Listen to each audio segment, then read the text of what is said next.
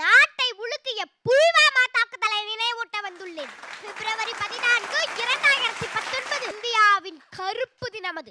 நம் நாட்டின் காதலர்களான ராணுவ வீரர்கள் 40 பேர் புல்வாமாவில் தற்கொலை படையினரால் கொல்லப்பட்டனர். நமது எல்லை சாமிகள் நாட்டை காக்க ஆயத்தமாகி 78 ராணுவ பேருந்துகளில் அணிவகுத்து சென்று கொண்டிருந்தனர்.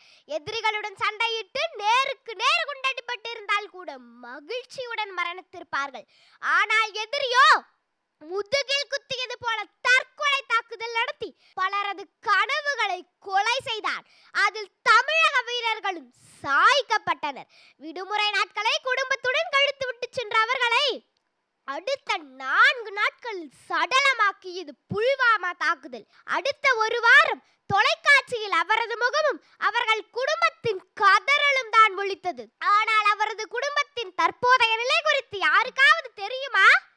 மறந்து விட்டோம். அரசு அவர்களுக்கு கொடுத்ததோ லட்சத்தில் நிதி. அன்று தமிழகத்தின் மக்கள் தொகையோ 7 கோடி.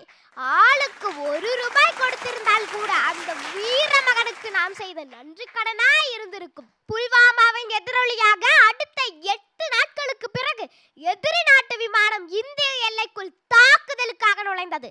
அதை துரத்தி சென்ற இந்திய விமானம் அதை சுட்டு நொறுக்கி பதிலடி கொடுத்தது. அப்பொழுது எதிர்பாராத விதமாக பாகிஸ்தான் எல்லைக்குள் ஒரு வீர விதை விழுந்தது. அதுதான் நாம் அபிநந்தன் வர்த்தமான். முதுகில் பலத்த அடியையும் எதிரி நாட்டு மக்களின் கல்லடியையும் பரிசாக வாங்கி கொண்டு ஜெய்ஹிந்த் என்ற வீர முழக்கமிட்டு நம் நாட்டின் ரகசிய ஆவணங்களை தண்ணீரில் போட்டு காப்பாற்றிவிட்டு கண்ணீருடன் சரணடைந்தார் அவர்களிடம். 60 மணி நேர கடின போராட்டத்திற்கு பிறகு இந்தியாவிடமே ஒப்படைக்கப்பட்டார்.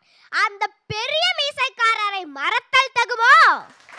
இந்த சமூகத்திற்கு நான் கேட்கும் ஒற்றை கேள்வி, இறந்தால் மட்டுமே அவர்களை பற்றி பேசுகிறீர்கள், உயிருடன் இருப்பவர்களை பற்றி ஒரு நாளாவது நினைத்ததுண்டா?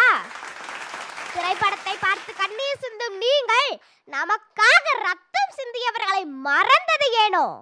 நாட்டுப்பற்று அவ்வளவுதானா? மாணவர்களின் நோட்டு புத்தக அட்டைகளில் கேலி சித்திர படத்திற்கு பதிலாக நம் நாட்டிற்காக ரத்தம் சிந்தியவர்களின் படத்தை வைத்தால் இளம் ரத்தமும் சூடேறும் அல்லவா?